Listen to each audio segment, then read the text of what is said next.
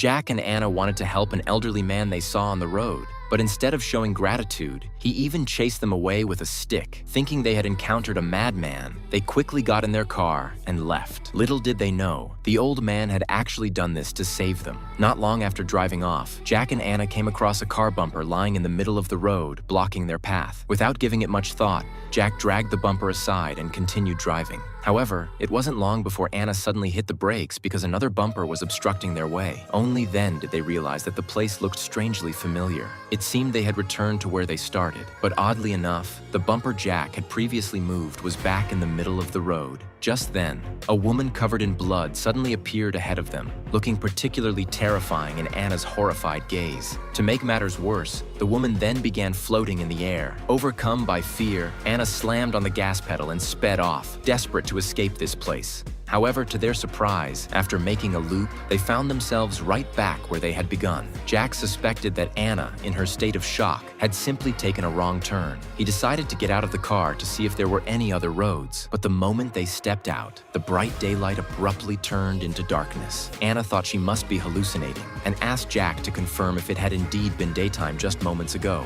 But Jack insisted that it had been night all along. He then turned on his flashlight to investigate what lay ahead. On the side of the road, they discovered an abandoned, wrecked vehicle. Upon closer inspection, they found that the old car bore an eerie resemblance to their own. Just then, a noise suddenly came from up ahead.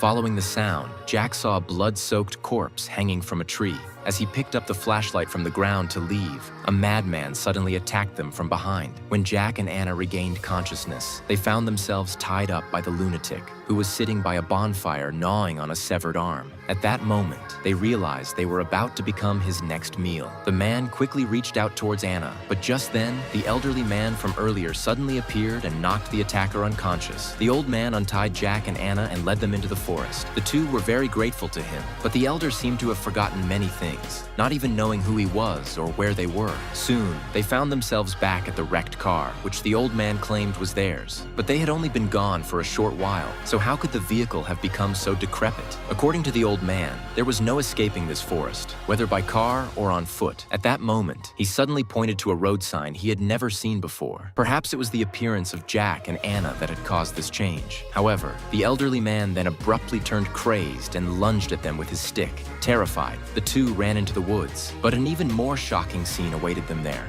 From behind a tree, a woman who looked exactly like Anna emerged.